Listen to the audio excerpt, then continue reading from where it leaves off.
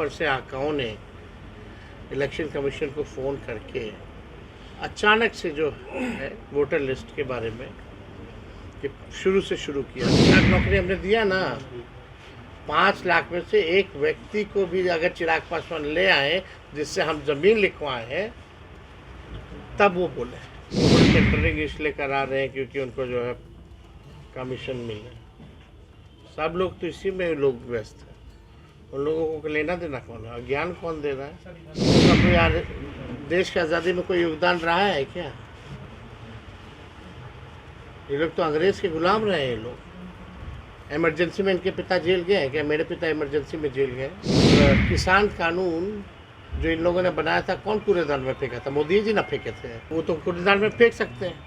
तो जो गैर संवैधानिक है उस बिल को हम क्यों ना फेंकें, उस कानून को हम क्यों ना फेंकें? नमस्कार, आप देख रहे हैं न्यूज़ 4 नेशन और मैं हूं सुमित आपके साथ। नेता प्रतिपक्ष तेजस्वी यादव आज जमुई पहुंचे हैं और जमुई पहुंचकर वो चकाई जाएंगे। चकाई में हूल दिवस जो आदिवासियों का एक बड़ा महोत्सव होता है, उस महोत्सव में शामिल होंगे और सीधो कान्हों का मूर्ति अनावरण चकाई के ही मुख्यालय में मूर्ति अनावरण का कार्यक्रम जो आयोजित किया है उसमें शिरकत करेंगे। तेजस्वी यादव पहुंचे हैं यहाँ पर और मतदाता पुनरीक्षण को लेकर बड़ा सवाल इलेक्शन कमीशन पर उठाया है और भाजपा सरकार को आड़े हाथ लिया है और मतदाता पुनरीक्षण को लेकर बड़े बड़े सवाल उन्होंने खड़े कर दिए हैं, जिसके बाद जो बिहार की राजनीति है, बिहार की जो सियासत है वो गर्मा गई है। तेजस्वी यादव क्या कुछ कह रहे हैं मतदाता पुनरीक्षण को लेकर, साथ ही जो देश और प्रदेश की राजनीति चल रही है उस पर भी उन्होंने बड़े बयान दिए हैं। क्या कुछ कह रहे हैं तेजस्वी यादव, छोड़े जाते हैं इस वीडियो के साथ।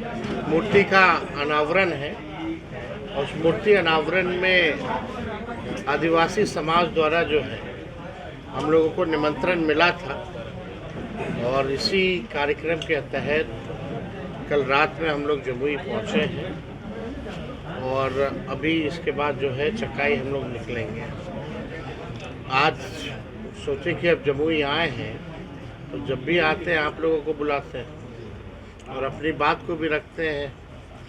तो आज जो प्रेस कॉन्फ्रेंस हम लोग कर रहे हैं, आप सब लोगों को पता है कि इलेक्शन कमीशन द्वारा जो फिर से नए वोटर्स का लिस्ट जो बनाने की तैयारी हो रही है और घोषणा की है, यानी 25 दिन के अंतर्गत जो है लगभग 8 करोड़ लोगों का वोटर लिस्ट जो है नए सिरे से बनेगा। हम सब लोग विपक्ष के लोगों ने इस मुद्दे को लेकर के जो है पटना में प्रेस वार्ता हम लोगों ने की। क्या ये एजेंडा है इलेक्शन कमीशन का कि अचानक से जब चुनाव को 2 महीने बचे हैं तब जो है इसकी शुरुआत जो है की गई, अचानक से बिना कोई पॉलिटिकल पार्टी को कॉन्फिडेंस में लिए हुए इतनी बड़ी घोषणा जो है शुरू से वोटर लिस्ट बनाने की इन लोगों ने की है। मेरा सवाल ये है क्योंकि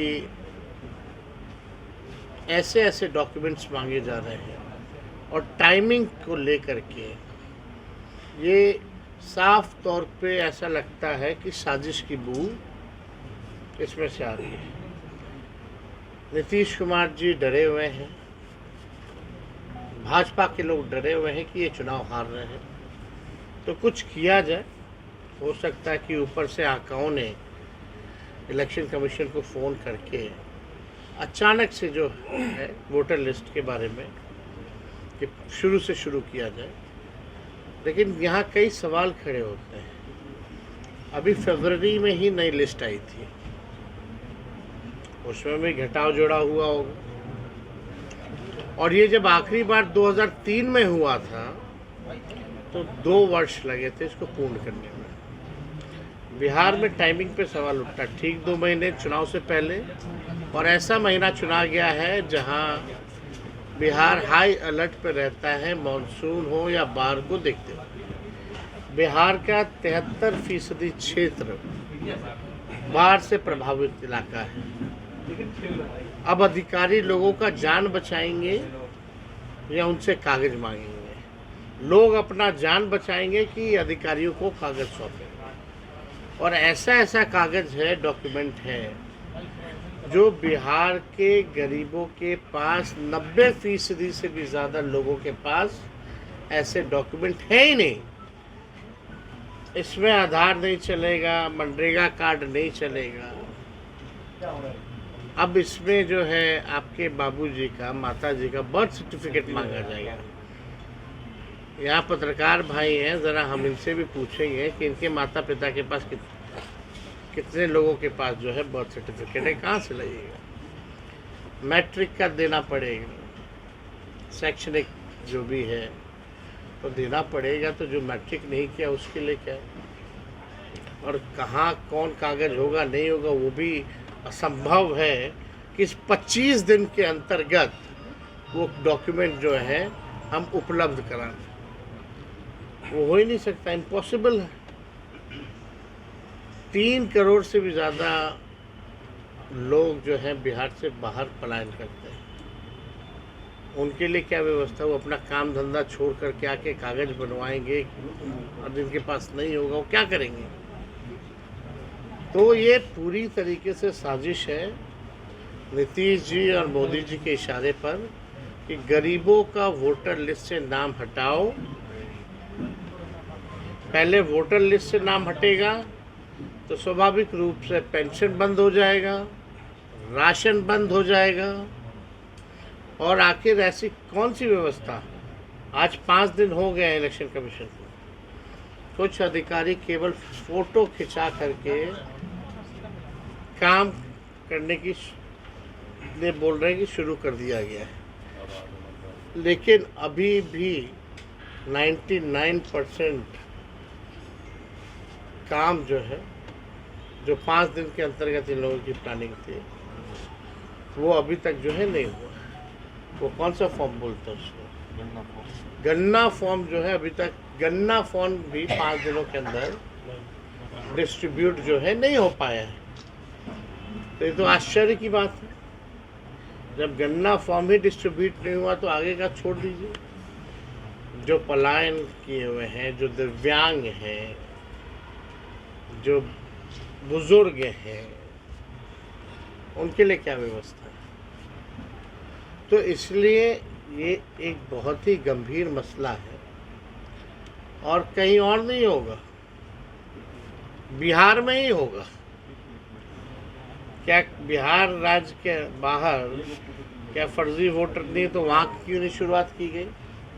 अगर करना ही था इनको तो लोकसभा चुनाव के बाद से ही करना शुरू कर देते, प्रक्रिया शुरू कर देते। ये भाजपा के लोग कह रहे हैं कि फर्जी वोटर को ठीक किया जा रहा है, यानी भाजपा के लोग मानते हैं कि फर्जी वोटर से उनके प्रधानमंत्री मोदी जी बने, तो रद्द करो। आखिर यही वोटर लिस्ट ना अभी लोकसभा का चुनाव हुआ। तो कई ऐसे पहलू हैं जिसमें साजिश की बू आती है। इलेक्शन कमीशन को, सभी पॉलिटिकल पार्टी को कॉन्फिडेंस में लेना चाहिए था। सभी ऑपोजिशन के सवाल को सेटिस्फाई करना चाहिए था, तब ये लोग जो है योजना बनाते। कौन मना किया हुआ है इनको योजना बनाने। और सबसे बड़ा सवाल कि आधार कार्ड भी कई गरीबों के पास नहीं है। कुछ दिन पहले ही इलेक्शन कमीशन का अभियान चल रहा था कि आधार को लिंक करेंगे वोटर लिस्ट से ताकि फर्जीवाड़ा ना हो, और अभी आधार कार्ड नहीं लेना चाहते हैं। इसको आप पूरा नया लिस्ट बना रहे हैं। ये तो केवल लगता है कि मन में बेईमानी है, ये केवल आई वॉश करना चाहते हैं लोगों को। आप बताइए ना, हम तो सवाल पूछ रहे हैं। इलेक्शन कमीशन के पास हमारा डेलीगेशन भी जाने वाला है, देखते हैं इलेक्शन कमीशन क्या कहता है। लेकिन इलेक्शन कमीशन की जिम्मेवारी होती है कि सब पॉलिटिकल पार्टी को बुला करके कम से कम बात तो कर लेते, सलाह तो ले लेते, सेटिस्फाई तो कर देते। क्यों नहीं किया गया।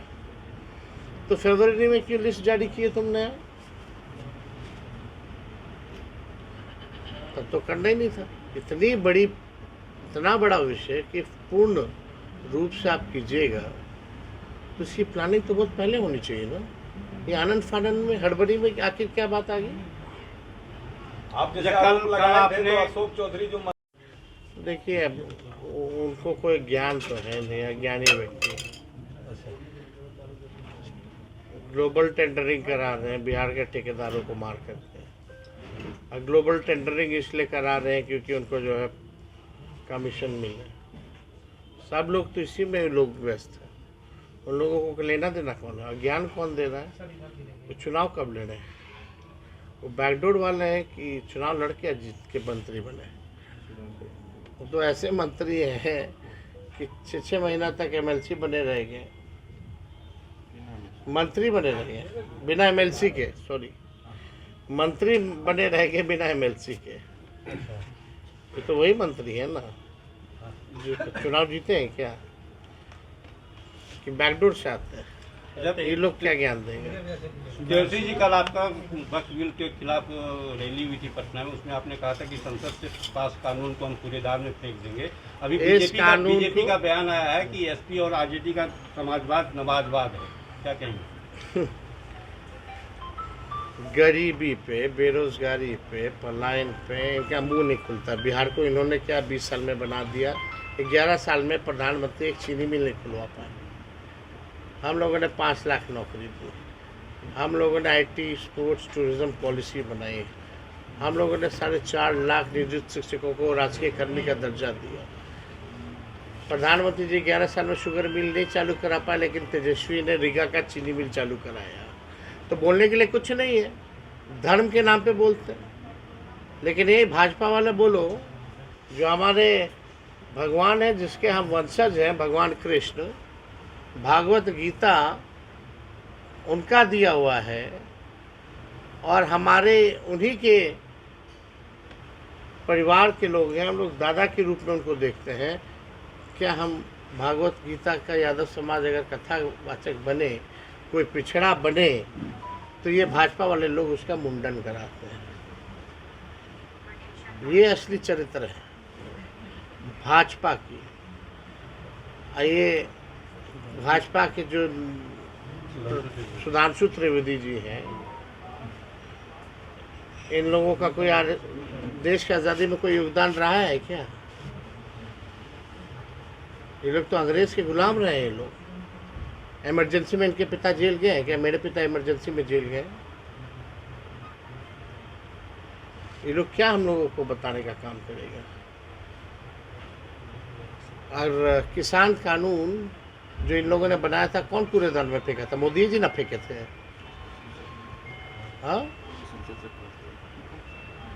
वो तो कूड़ेदान में फेंक सकते हैं। तो जो गैर संवैधानिक है, उस बिल को हम क्यों ना फेंकें, उस कानून को हम क्यों ना फेंकें? और बिहार में एकदम नहीं लागू होगा। यहाँ धर्म जाति देख करके राजनीति नहीं चलने वाली है। अब केवल काम के आधार पर, मुद्दों के आधार पर राजनीति होगी। ये भाजपा के लोगों के पास कोई उपलब्धि नहीं है तो धर्म के बारे में बात करेंगे। नीतीश जी जो अभी 1100 रुपया का घोषणा किया है पेंशन, 20 साल में क्यों नहीं किए?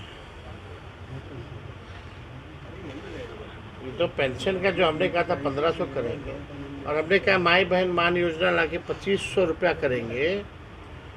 फिर 2500 रुपया का भी कॉपी करने वाले हैं।